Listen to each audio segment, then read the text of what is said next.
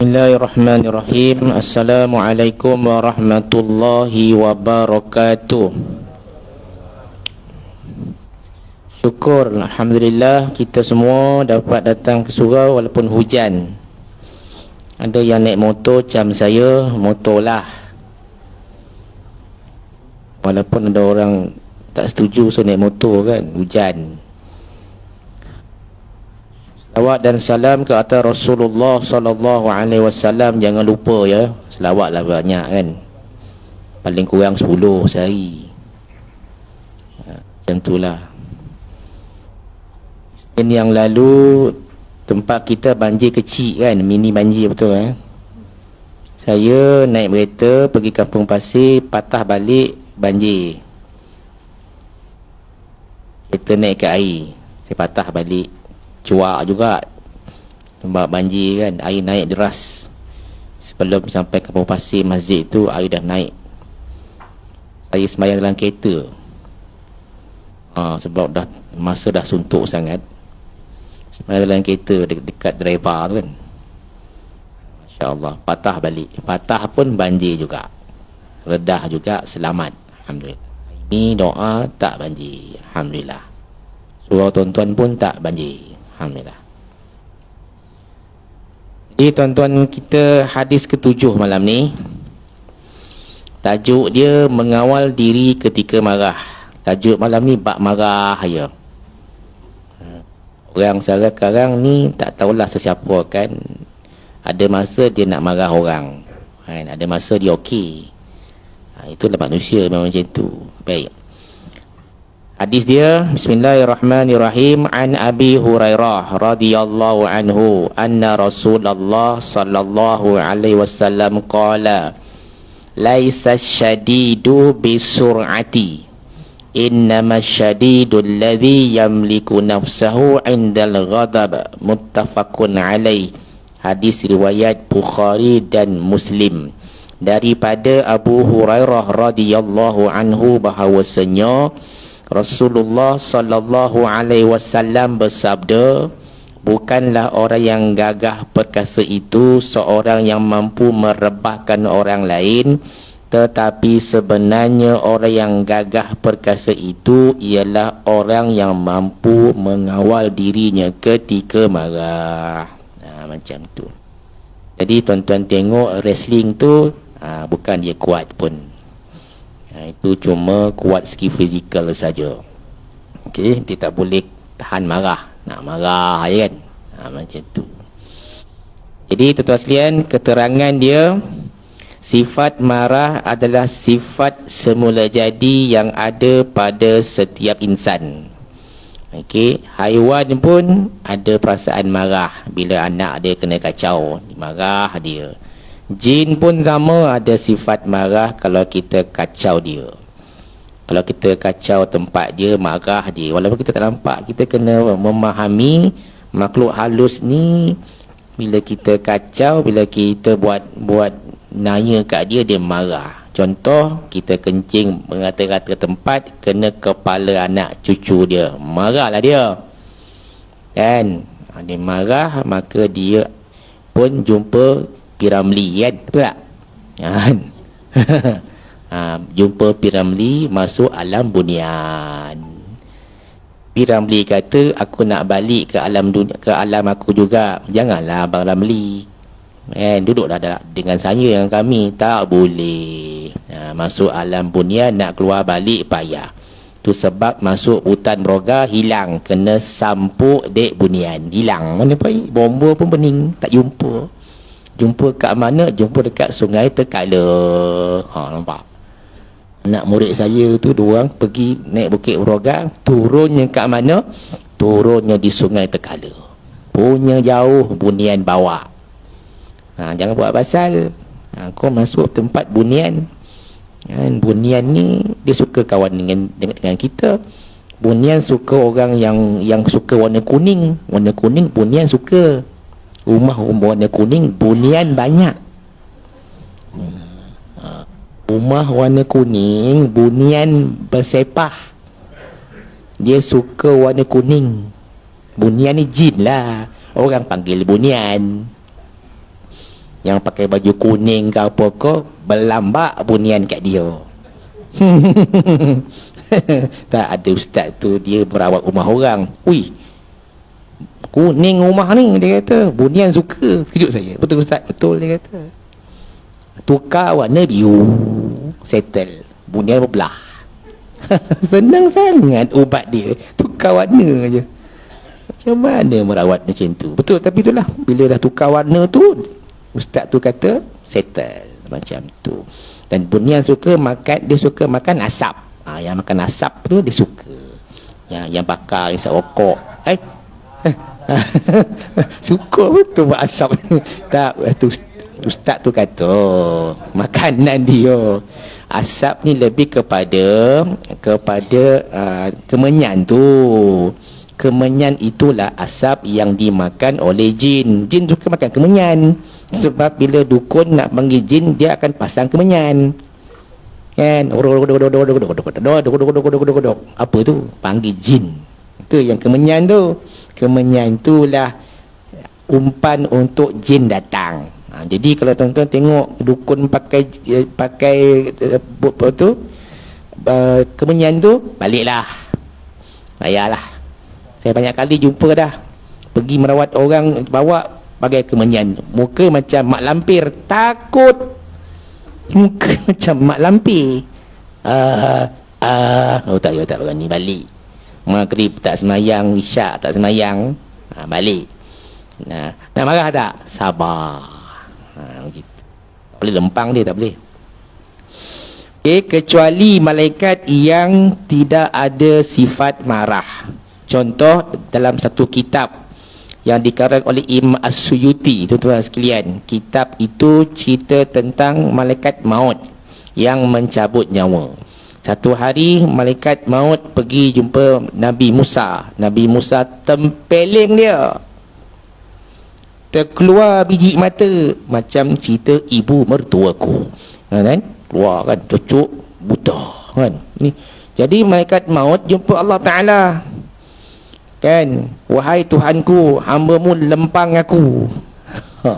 Zaman tu, zaman Nabi Musa, nampak lagi malaikat ketika nak cabut nyawa. Lepas peristiwa malaikat dilempang oleh Nabi Musa, malaikat maut tak lempang balik Nabi Musa.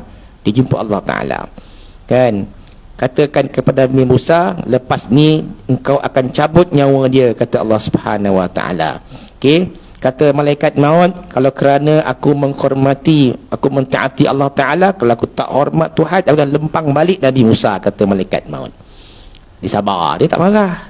Kemudian malaikat maut cabut Nabi Musa, nyawa Nabi Musa. Selepas itulah tidak lagi boleh tengok malaikat maut mencabut nyawa sampai sekarang. Dalam kitab Ziarah ke Alam Barzah yang dikarang oleh Imam As-Suyuti, ada cerita dia dalam tu. Dia tak marah, kan? Tuan-tuan kalau kena tempeling, kita tempeling balik, betul tak? Tuan-tuan tak. Tuan-tuan ahli sufi tak macam tu. Settle. Baik. Sambung. Dan marah itu akan menjadi baik bila kena pada tempatnya, seperti marah kerana orang lain mempersendakan agama atau merubah hukum hakam dalam agama. Okey. Tetapi marah yang bukan pada tempatnya adalah satu perangai yang keji, kerana marah akan mengakibatkan seseorang itu bertindak dengan terburu-buru dan mengikut hawa nafsunya, dan biasanya akan menimbulkan penyesalan di kemudian hari. Maka tuan-tuan sekalian, hukum marah ni ada 5. Okey. Pertama ialah wajib marah. Wajib marah ni apa yang disebut oleh kitab tadi, ya. Wajib marah bila kita tengok maksiat, apabila agama dipersendakan, tetapi kita tak boleh berlebihan marah dengan tumbuk orang tu, tak boleh. Orang tu dia hina Nabi, kita tak boleh pergi tumbuk dia, tidak boleh, kan? Kita boleh nasihat dengan cara ketegasan. Kita wajib marah. sebab dia persendakan Islam, dia hina Rasulullah sallallahu alaihi wasallam. Kita semua Islam dalam hati wajib kita marah, tapi marah bukan kita pergi tumbuk dia. Yang keluar media sosial kan, orang tumbuk, siapa hina Nabi tumbuk. Sekarang tak berani dah. Elok juga tumbuk tu kan. Yang tumbuk tu mengingatkan orang lain supaya tak hina Rasulullah sallallahu alaihi wasallam. Hina aja siap cari sampai lepas cacing, tumbuk. Darah. Cuma jangan sampai mati. Baik, yang kedua sunat. Okey, sunat marah. Dalam peristiwa sekalian, peristiwa sahabat Nabi jadi imam. Jadi imamnya ada dua. Satu imam sembahyang sunat, imam sembahyang fardu. Baik. Imam sembahyang fardu ni lah Nabi tegur sahabat. Ada jemaah jumpa Nabi, ya Rasulullah, sahabat ni jadi imam baca panjang. Dalam sembahyang fardu Nabi tegur. Sembahyang sunat Nabi tak tegur. Sembahyang sunat panjang tak kisah. Itu sebab sembahyang sunat boleh duduk. Sebab bacaan panjang, kadang-kadang dia punya rakaat dia panjang, maka Nabi tak tegur bab sembahyang sunat berjemaah. Contoh sembahyang tarawih 20 rakaat. Kita boleh marah imam baca panjang sebab Nabi panjang baca. Baik, sembahyang fardu jemaah ni jumpa Nabi, Nabi bagi tahu sahabat, kau lain kali, ni bahasa yang mudahlah, jangan baca panjang sangat, bacalah pertengahan. Maknanya orang yang jadi makmum ni, dia tak puas hati. Tak puas hati artinya dia tak suka, ada perasaan nak marah, tapi dia jumpa Nabi. Maka Nabi nasihatkan sahabat supaya bila jadi imam jangan panjang. Sabihis panjang tak? Tak panjang, pertengahan. Walaupun orang marah, sabihis waktu isyak. Apa ni? Panjang, lapar. Baca kuliah dah lah. Tuan-tuan, kuliah dengan Qul Wahad, Nabi baca waktu maghrib. Nabi baca waktu maghrib, surahnya itulah surah dia. Kuliah dengan Qul Wahad. Itu sebab di surau saya tu ada jemaah komplain dengan saya, Ustaz kalau maghrib je itu je surah bertahun-tahun. Itulah surau saya. Dia tak tengok Nabi baca. Nabi baca bila maghrib surah yang pendek sebab maghrib pendek. Ustaz ni kuliah Qul Wahad, tak ada surah lain ke? Itu surah yang saya suka baca. Macam mana? Sebenarnya ada hadis Nabi suka baca surah tu waktu maghrib sahaja. Itu imam kuliah lah tu. Saya kena. Tak apalah. Takkan nak baca lau anzalna, nanti bergegar otak kita, bengkak hati kita nanti baca lau anzalna. Tak boleh. Kan pada-padalah. Nabi tegur, tuan-tuan sekalian. Sahabat pun bila Nabi tegur, Nabi pun baca pertengahan. Apa dia? Wasyamsi wa duhaha. Tu pertengahan. Walaili idza yaghshaha. Surah Al-Lail tu pertengahan. Kan? Ali Imran 1-38. Jam. Dia jangan baca waktu isyak, orang dah setting nak balik makan dengan bini, nak pergi Tesco, nak pergi tengok wayang, jadi baca surah Ali Imran panjang buat apa? Kena surah pula ada Al-Mulk pula baca lepas itu, panjangkan bangun garang. Itu tak nak baca lah, tu susah. Nak bangun payah tu. Ini semua tak dia tak nak baca ilmu ni kan, tak ada. Nak bangun tu tak sedap hati orang sebelah, tak nak baca lah ni. Payah tu. Baik, kemudian hukum marah yang ketiga harus. Apa harus? Boleh marah, tak boleh marah pun tak apa. Bila peristiwa, ni saya ambil peristiwa Saidina Abu Bakar As-Siddiq memarahkan anaknya sebab tak bagi tetamu makan. Dimarah.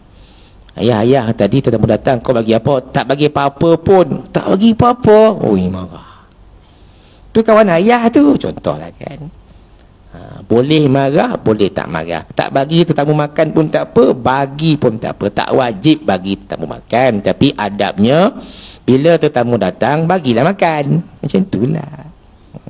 Ini air kosong pun tak ada. Kan, penceramah datang, air pun tak ada. Ni air ada tak apa. Tuan-tuan ya, sian minggu Khamis ceramah dekat satu tempat, air tak ada, saya diam ya. Tekak dah kering sangat ni, kering tahap 4 tahu tak? Bayang tuan sian, dah habis kuliah saya terus cakap air tak ada ke? Terus ambil air orang tu, Maaf Ustaz, terlupa lah. Itulah kan. Macam itulah kan. Sedih sangat si kononnya ni kan. Ada air kan. Ada orang tolong tuangkan air. Seorang pun tak tuangkan air. Kena buka pula. Tu kena buka. Nampak? Cara dia. Buka.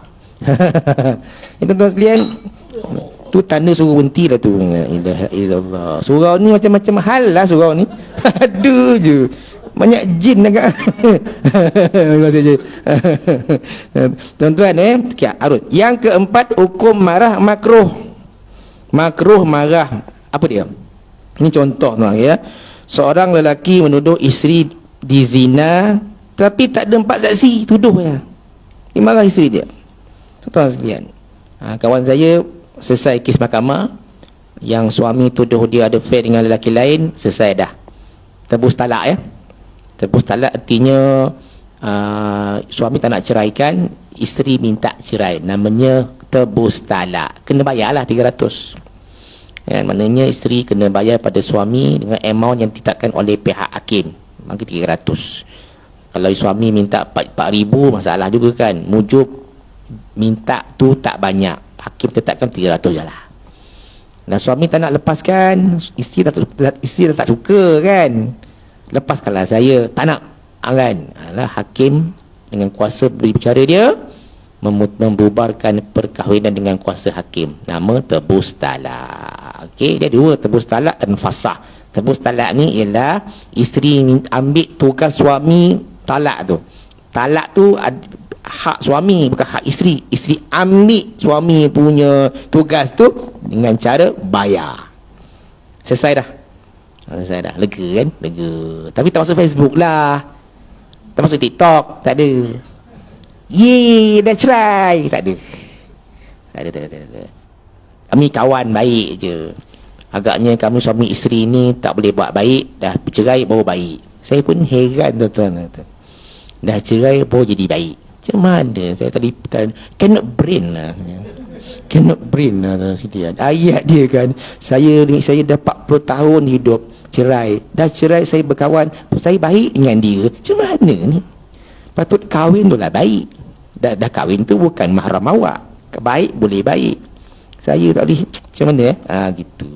Saya sayang dia lagi. Tapi itulah. Sayang pula. Tapi nak cerai. Hey. Macam mana ni?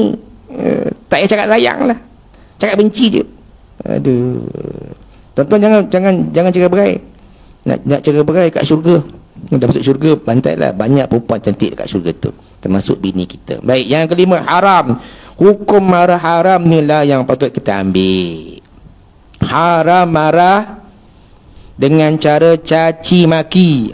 Tu dia. Menghina, kata-kata keji, haram. Tak boleh. Kan Rasulullah SAW dia apabila Abu Jahal pijak kepada ketika dia sujud depan Kaabah, seorang tak berani nak pergi marah, nak handle Abu Jahal ni. Abu Jahal ni power, dia bangsawan. Nabi tengah sembahyang, tengah sujud, Abu Jahal pijak leher Nabi. Tuan-tuan sekalian, tahap Nabi punya sabar dia tinggi. Yang keliling tu geram, tapi tak berani. Cuma Nabi bila bangun daripada sujud, Nabi doa, ya Allah, kan kau berilah balasan kepada nama-nama ni. Nabi doa, dalam doa tu Nabi kata, ya Allah, berilah balasan kepada nama-nama yang buat nanya kat aku. 5 orang, antaranya Abu Jahal. 4 lagi Nabi sebut. 4 orang ni, empat dengan Abu Jahal mati di medan Badar. Abu Jahal mati di medan Badar dan dicampak dan pergi. Mayat dia tu tak tanam pun, campak dekat pergi. Maka Nabi pun pergi tengok mayat Abu Jahal kan. Dia tengok biarkan. Ni manusia yang Allah laknat. Nampak? Dan kubur dia tak ada. Kan? Walaupun saya tanya dulu ketika saya pergi haji, kubur Abu Jahal mana? Awak jangan cakap banyak. Amin benci dengan Abu Jahal. Saya mana tahu. Saya tanya je kubur Abu Jahal mana apa tuan. Dia orang Arab. Dia marah. Dia tak boleh sebut. Saya diam balik. Minta astagfirullahaladzim. Salah baru tanya. Kemudian saya tanya, Tanya lagi, Abu Lahab ada kubur tak? Lagi ni marah. Benci dia. Jangan sebut Abu Lahab, walaupun dia duduk di kampung Abu Lahab. Nama kampung tu kampung Abu Lahab. Dia malu duduk dekat kampung Abu Lahab. Tak tahulah dia tukar kampung apa tu Abu Lu'lu' tak tahulah kan. Marah sungguh. Saya pergi dulu saya tanya. Maknanya dua public figure yang dibenci ni orang Arab tak suka disebut. Marah sungguh. Tuan-tuan sekalian. Tapi Nabi tahap sabar yang tinggi tu kita tak boleh nak fikir. Nabi punya sabar sebab Nabi tengah sembahyang, tuan-tuan sekalian, dipijak lehernya, tuan-tuan. Ya Allah. Macam seorang penceramah datang surau saya, dia jadi imam. Ketika dia berceramah, ada budak tu panjat mimbar. Lambai. Anak siapa dah ni, ya Allah. Semua tak ngaku kan. Tengah ceramah ni, naik budak kan. Lambai. Orang tengok budak tu, tak mengamuk menceramah. Sabar. Jadi imam pula, budak tu duduk leher imam pula. Allah. Imam tu ialah penceramah. Tengah sujud datang budak yang sama. Duduk leher imam tu, tak bangun-bangun. Anak siapa lah ni, ya Allah. Sabar tak? Sabar. Inilah surau yang saya jumpa. Malu kita orang. Tuan-tuan sekalian, sabar. Sebab apa? Sebab dia penceramah. Cuba dia tak penceramah, dah kena dah. Takkan penceramah dah nak tunjuk dia punya baran. Baran dia isteri yang tahu. Dekat penceramah dia lembutnya ya. Ingat saya, tuan-tuan nampak okey kan? Kat rumah mungkin saya baran dengan isteri saya. Tuan-tuan bukan tahu pun. Yang tahu bini je. Dia dengar. Memang pun. Macam tu kan. Tuan-tuan tak tahu. Tuan-tuan pakai serban je. Pakai serban. Senyum-senyum kat rumah. Pergi lempang bini. Minta maaf ya. Abang serban kan. Minta maaf banyak. Kan terasa pula. Saya pening mikir. Kan. Sebab ada yang pakai serban ni mulut celupa tu sekalian. Tu pasti pening tu. Serban atas luar nak marah orang. Kata apa ni kan. Cabut serban tu bang. Apa pula? Serban sunnah. Mulut ikut aku lah. Hui. Ayat power. Nak lempang tak boleh. Orang tua biar. Habis tuan-tuan sekalian ya. Okey baik, sambung. Oleh itu marah yang seperti ini hendaklah dikawal dan jangan dilepaskan. Kawal. Kerana apabila sesuatu tindakan dibuat dalam keadaan marah, maka tindakan itu dibuat dalam bentuk yang tidak sihat dan tidak menghasilkan faedah, bahkan akan mengakibatkan penyesalan dan kerugian. Tuan-tuan, dalam perang Ali bin Abi Talib nak penggal kepala orang tu sebab marah sangat, tak jadi. Ui. Kenapa tak penggal kepala aku? Yang orang-orang kafir Quraisy. Ketika aku nak penggal kepala kau, aku sedang marah. Aku bimbang, aku nak mati syahid. Aku bimbang, aku bunuh kau bukan kerana Allah Ta'ala. Aku marah kau. Tak jadi penggal. Tuan-tuan sekalian. Ali bin Abi Talib radhiyallahu anhu, tahap sahabat dia luar biasa. Nak cari ridha Allah tu, nak penggal kepala musuh tu, keadaan marah, tak jadi, tak boleh. Tuan-tuan, kita boleh macam tu ke? Boleh kawal ke? Tak boleh. Sahabat Nabi boleh. Contohnya Ali bin Abi Talib, tak jadi bunuh, tak penggal. Jadi yang nak penggal terkejut. Kenapa tak penggal? Boleh berdialog tu. Ali bin Abi Talib, dia bagi tahu kepada musuh tu, aku tak jadi penggal kau sebab aku tengah marah kau. Tengah marah tak boleh. Tu macam mana? Kan? Macam mana? Aku kena ubah niat, aku penggal kau kerana Allah Ta'ala sebab dapat pahala. Tak boleh bunuh kerana marah, tak boleh. Tak boleh, tuan-tuan sekalian. Sabar tahap tinggi. Itu sebab, tuan-tuan sekalian, Syekh Abdul Qadir Al-Jailani dalam satu kitab dia kata, orang-orang yang boleh tahan marah banyak ni orang yang menjaga makan minumnya.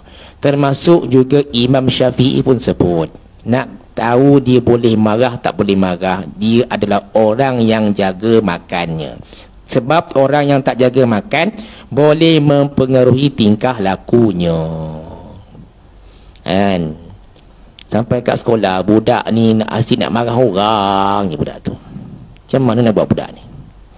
Tak boleh dia nak baran. Kan? Kau makan apa ni, Mat? Makan nasi lah, Ustaz. Teruk sangat perangai kau nak marah orang, kau baran kepal. Saya ada keturunan baran, Ustaz. Jawapannya salah. Dia nak lepas diri, kata saya punya keturunan semua baran-baran, Ustaz. Mana boleh cakap macam tu? Manusia mesti bagi alasan begitu. Saya keturunan saya semua baran-baran, dia kata. Habis tu kau baran ke? Tak, dia kena muhasabah. Sampai saya kata, kau ni makan babi agaknya. So senyap. Sampai tahap tu, tuan sekalian. Kadang-kadang kita makan benda-benda mengarut, tuan sekalian, dia mempengaruhi tingkah laku. Tuan-tuan, saya sebut satu makanan yang sepatutnya tuan-tuan tak makan, tapi tuan-tuan makan juga, tak apalah. Apa agak-agak, tuan sekalian, makanan yang saya tak makan walaupun saya marah juga, iaitu gula. Bukan gula tu, gula. Dia ada punca kuasa dengan kuasa dua, tuan-tuan. Tuan-tuan sekalian, bukan bermakna saya tak bagi tuan-tuan makan gula-gula. Gula-gula tu tuan-tuan tengok dia punya ingredient, tengok baca. Jangan, tuan-tuan sekalian, dia mempengaruhi hati dan otak kita. Gula. Dia lah gula. Bayangkan, contoh kalau dalam matematik nama dia kuasa dua. Tuan-tuan sekalian, satu tu sebab pemakanan kena jaga. Jangan main makan itu yang nak baran je, kan. Yang kedua, makan benda-benda yang orang kata, orang panggil jajan ni, kan. Elakkan, tuan-tuan sekalian. Antara yang tuan-tuan kena elak, bukan bermakna tuan-tuan makan, elaklah jajan-jajan ni. Yang tuan-tuan ambil jajan tu, tuan-tuan pegang kat tangan, tuan-tuan pegang macam ni, buka, dia punya melekat dekat tangan tu, sisa dia kuat. Maknanya ingredient dia power. Nama dia apa, tuan sekalian? Macam glutamat, oksigen, karomah al-ula, nama ingredient dia. Kita tahu apa benda dalam ni. Dia mempengaruhi jiwa dan otak kita. Kalau makan benda-benda macam tu, jangan makan, tuan sekalian, kalau boleh gula-gula, jajan, kan. Maggi bagus makan, tuan sekalian, tapi jangan selalu, kan. Orang kata jangan selalulah penyebab berpenyakit. Itu nak makan bila? Makan hari-hari. Ayah, tuan sekalian. Tu sebab orang Indon dia power tau. Dia makan Maggi, power. Indon Maggi je. Mana ada makan lain? Maggi, sebab dia kuat. Kita tak boleh. Macam tu. Ya. Jadi tuan-tuan jaga makan supaya tidak mempengaruhi kita punya emosi. Baik. Sebenarnya syaitan berusaha supaya kita menjadi marah. Baik, bila kita marah, memberi laluan iblis kuasai manusia. Nabi pun sebut, bila kita marah, muka merah. Baik, tuan-tuan, muka merah itu penyebab syaitan masuk melalui urat-urat darah. Macam mana masuk? Tak tahu. Dia masuk. Itu sebabnya tuan-tuan tengok orang marah, muka dia merah, serupa macam setan muka dia. Tu tengok, tak marah, kan. Pergi kat cermin tengok muka dia lain, kan. Kalau nak lebih power lagi, ambil ni, ambil apa tu, ni, okey, ambil air, kan, tak atas, masuk air. Wahai cermin hikmat, kan. Itu Piramli, kan. Itu lagi teruk. Tu tengok muka, Nabi kata, siapa yang marah, dudukkan dia. Baik. Marah lagi, baringkan dia. Marah lagi, suruh ambil wuduk. Marah lagi, ni saya tambah, tuan-tuan sekalian, terajang dia. Tuan-tuan sekalian, orang marah ni, tuan sekalian, bila kita suruh duduk, dia marah lagi. Duduklah. Marah orang kata, dia marah lagi, tuan-tuan sekalian. Sebenarnya suruh ambil wuduk payah, maka orang buat kaedah ambil sebaldi air, siram terus, zam, nampak, baru dia okey. Macam anak kita zaman kecil-kecil, nenek saya, tuan-tuan sekalian, dia masukkan budak tu dalam kem pelekat, dia mandikan, menjerit, tuan-tuan sekalian, marah aja. Mak ayah apa tidak buat apa, datang orang tua, tuan-tuan sekalian, ambil ke pelekat, selubung dia, ambil air, curah, okey, settle. Nampak susah tu bila orang marah, yang marah tegar-tegar ni, kan, payah. Okey? Jaga. Ni setan bila tuan-tuan marah dia masuk. Marah je dia masuk. Kalau kau tak marah tak masuk. Dia marah, masuk. Itu muka je setan. Itulah sebab tuan-tuan sekalian, sebab marahlah suami mentalakkan isteri dia. Jaga kan. Marah sangat mentalakkan isteri dia. Takut tuan-tuan sekalian kat rumah bergaduh kan. Macam kawan saya cerita dekat Tesco, jumpa kat Tesco, dah lama dah jumpa kan, suami lempang dia, lepas tu ambil kepala dia hentak kat dinding. Dia cerita kat saya kan, suami saya hari-hari hentak saya. Jadi kau biar je, saya sabar je. Ya Allah Akbar. Kenapa pula malam dia dekat dengan saya, siang dia hentak saya. Allah, saya kata betul, biarlah. Tuan-tuan, hebatlah dia. Dia kata tak nak pisah. Saya sayang suami saya. Saya pun tak boleh fikirlah tuan-tuan sekalian, manusia dia boleh macam tu kan. Dia hentak, lepas tu hentak kepala kat bawah kat lantai. Dia kata muka cantik tuan-tuan sekalian, putih kan. Kawan sekolah dulu tak cantik, jumpa saya cantik pula kan. Lain macam lah budak ni kan. Ustaz, tegur saya, dia dekat dengan saya. Jangan dekat sangat kau ni kan, cantik putih kan. Dia cerita suami nak marah je, nak pisah tak adalah Ustaz, tapi itulah hari-hari saya kena hentak je. Allah, tak boleh nak fikirlah kan, sayangnya seorang isteri pada suami, walaupun suami buat macam tu kat dia kan. Jumpa kat Tesco cerita cerai tak nak. Kenapa tak nak cerai? Tak nak ada title janda. Itu tak nak. Yang seorang lagi tuan-tuan sekalian bercerai sebab suami tak nak sentuh dia, tak nak sentuh dia lama. Ya, kahwin dah berbelas tahun tuan, nak marah ni, jumpa saya. Ustaz, macam ni Ustaz? Suami saya tak nak sentuh saya, tidur pun semua tak nak tu. Cerailah, cerai terus. Awak, saya punya cakap cerai, dia cerai terus. Saya kata kalau suami tak sentuh awak selama bertahun-tahun, itu bukan suami isteri. Akhirnya dia cerai. Nampak? Kenapa jadi macam tu tuan sekian? Selepas suami belajar agama tak mana tak, balik berubah jadi diam, tak nak tidur isteri, nafkah batin tak bagi. Saya kata kalau macam ini, cerai. Dia pergi pejabat agama ibu orang, cerai, dan dah kahwin baru, dapat anak. Nampak? Itulah sebab dia kahwin dengan lelaki ni tak dapat anak, 16 tahun lebih tak ada anak.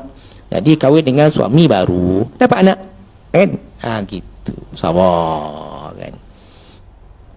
Saya kalau siapa jumpa saya ada masalah suami isteri, saya kata cerai je. Ramai yang ikut cara kita ni, itu yang cun tu. Jumpa kita cerita ni kau cerai lah. Kalau macam cerai lah, cerai. Ramai macam tu. Kalau jumpa datang rumah saya, cerita apa, isteri saya ni bawa lelaki masuk alam, kau cerai kan? Cerai terus. Power saya macam kaunselor pula kan. Saya kata dah, saya dengar cerita apa perangai tuan sekalian, saya tak boleh dengar macam tu. Mana boleh suami isteri buat perangai. Cerai. Kahwin baru, okey. Macam tu. Tuan-tuan jangan macam tu kan, jumpa saya kan, cerai je. Pensan. Jangan jumpa saya je lah, jumpa lain okey. Sabarlah ya. Kau cakap sabar boleh lah, kau tak kena kan. Saya cerai je. Dah cerai, baru dia selamat, baru dia tenang, baru dia okey, kahwin dengan suami baru, kahwin isteri baru, clear. Itulah Islam. Ini berdalih pula. Baik. Dan apabila kita sedang marah, maka mudah sekali bagi syaitan untuk menggoda dan memesongkan kita. Kerana pertimbangan yang sihat telah hilang dan akal telah diliputi oleh emosi sehingga tidak dapat berfungsi dengan baik. Macam ada seorang cikgu masuk jumpa guru besar. Guru besar marah dia. Marah, dia sabar. Kan? Cakap balik, marah, dia sabar. Kali ketiga, marah, dia tumbuknya. Orang kata, orang masuk cara baik, layan cara baik. Awak jumpa cikgu masuk cakap baik-baik, kau marah kenapa? Cikgu tu sabar. Saya sabar Ustaz, ada dia dah marah aku tumbuk dia. Mau tahu. Tapi dia ngelak pula tu. Kena tak? Tak, tak payah cerita lah, tak kena. Geram. Kita bincang cara baik, marah, sabar. Sampai tahap ke otak dah ada kanser agak, dia tumbuk. Mengelak. Kau tidak, lebam biji mata. Apalah perangai sekalian. Itu yang kadang-kadang orang mati awal. Orang sabar dia buat hal pula. Macam tu kan. Payahlah. Tu sebab jaga yang tahan kita. Jangan marah dia. Tu kerja dia. Kita pergi marah dia. Tu yang dia ambil pistol, dia tembak kita. Tak boleh. Tu kerja dia. Jangan marah. Diam. Tu kerja dia tahan. Cik, IC. Tu yang menumbuk tu. Kita jenis baran kan. Payahlah nak masuk apartmen ni nak IC lah apa. Itu dah tugas dia sebagai jaga. Kita tahu nak marah je. Saya senang kalau masuk jumpa Bangla kan. Assalamualaikum. Waalaikumsalam. You bagus lah. Bagus ke? Masuklah. Senang. Nepal, you boleh cakap bahasa Melayu? Tak boleh. Bagi saya masuklah sebab saya orang Melayu. Okeylah, masuk. Nepal. Apa kata? Orang Nepal tak boleh cakap Melayu. Saya pula tak boleh cakap bahasa Inggeris. Saya cakap bahasa Melayu. Senang kan? Tuan-tuan sekalian. Kita ni nak marah orang, marah jaga, marah cleaner, semua nak marah. Marah siap. Bilal pergi maki siap. Siap maki imam. Imam tak datang? Macam mana? Aduh, aku jadi imam pula siap marah. Dah lah aku gaji aku 100 je. Imam 700. Marah. Jangan main. Ini berlaku dekat Nepal. Masih ingat? Siap tu ngadu kat saya kan? Siap tu ngadu kan? Saya je buat teh, imam tak ada. Saya jadi imam. Memanglah pakcik kena jadi imam. Pakcik level imam. Pakcik pegawai. Oh ya ke? Ya. Imam bila siap pegawai surau. Jangan main-main. Officer jangan main-main. Oh ya ke? Ingatkan pakcik siap je. Pakcik ini adalah imam kalau imam tak ada. Oh, saya ingat siap ni orang pandang rendah. Tak. Oh, baru dia ubah minda dia. Dia buat teh, dia imam. Siapa tu? Siap. Kita pula siap jadi imam. Jam. Kita pula buat perangai. Tu sebab siap dilantik mesti yang boleh baca Fatihah. Mesti yang boleh azan. Siap tu jaiz buat temu duka. Tak boleh ambil siap imam. Bilal tekak sakit. Tak payahlah. Kan? Barulah profesional. Kita cadangkan naik allowance siap 500. Baru semangat. Bilal 800. Imam 3,500. Baru cun. Datang subuh je. Dapat 3,500. Orang marah. Ayah kalian, saya tak faham. Bagi gaji mahal orang marah tak datang. Marah datang 2 kali pun marah. Macam mana? Dalas aku jadi imam tadi. Biar. Dah jauh. Jadi imam. Alamak. Aduh. Stres. Stres. Tuan-tuan jadi imam stres. Tuan-tuan sekalian. Stres. Baik. Tu selingan Maka seseorang yang dapat mengawal dirinya daripada melepaskan kemarahannya, bererti ia telah berjaya melawan syaitan yang akan mengheretnya ke jurang kebinasaan. Maknanya tuan-tuan kalau dapat kawal marah, maka tuan-tuan telah melawan syaitan. Okey? Maka tuan-tuan sekalian, dalam Al-Quran dalam Al-Quran ada disebut tentang orang-orang yang boleh mengawal marah. Okey? Dalam Quran, dalam surah Ali Imran 134, okey, ada 3 golongan yang Allah Ta'ala akan kasih padanya, iaitu Allah Ta'ala akan bagi dia kebaikan. Pertama, surah Ali Imran 134. Nanti tuan balik baca tengok. Pertama, orang yang menderma harta ketika dia senang dan ketika dia susah. Allah sayang kat orang ni. Allah suka kepada orang yang derma harta. Waktu dia senang pun dia bagi, waktu susah pun dia bagi. Baik, yang kedua, orang yang menahan marah. Allah sayang. Dalam Quran 134 Ali Imran. Maknanya betul, Allah sayang, Allah kasih pada orang yang tahan marah. Allah sayang. Yang ketiga, orang yang maafkan kesalahan orang lain terhadap kita. Allah sayang, Allah suka. Jadi tuan-tuan sekalian, tahap kehebatan tahan marah ni sama dengan level orang yang derma harta, sama dengan level orang yang maafkan salah orang lain terhadap kita. Allah sangat kasih pada orang yang buat ketiga-tiga ni. Jadi tuan-tuan ambil iktibar ayat ni. Tuan-tuan tak nak marah. Isteri tak tegur kita hari ni kan. Nak marah ni, sabar. Isteri tak buat teh pula bagi petang ni, dia minum seorang-seorang ni kan. Kenapa hari ni dia tak ajak aku minum? Mesti ada hal. Mesti dia dengan kita tak ngam sebab tak bawa pergi Tesco petang tadi. Baik, tak apa kan. Maka sabar. Dia tengah period tu, biarkan. Sabar. Kadang-kadang kita nak marah isteri kan.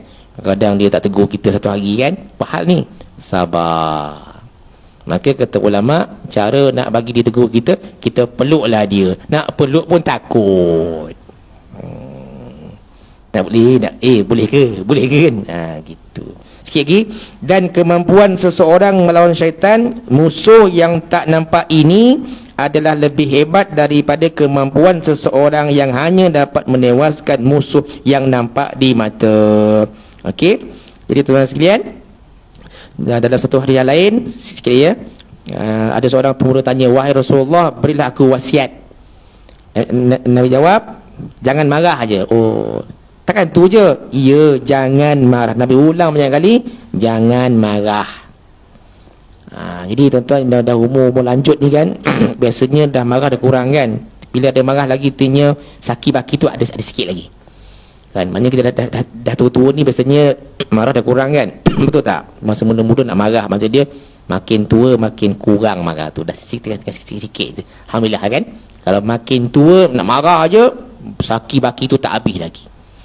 Okey, wallahu a'lam. Kita sambung bulan depan insya-Allah. Assalamualaikum warahmatullahi wabarakatuh. Bulan depan insya-Allah kita baca hadis ke-8, membela nasib golongan yang lemah. Hadis ni pun bagus juga ni. Ini akhlak Nabi sallallahu alaihi wasallam, iaitu kita membela nasib orang yang lemah. Wallahu a'lam.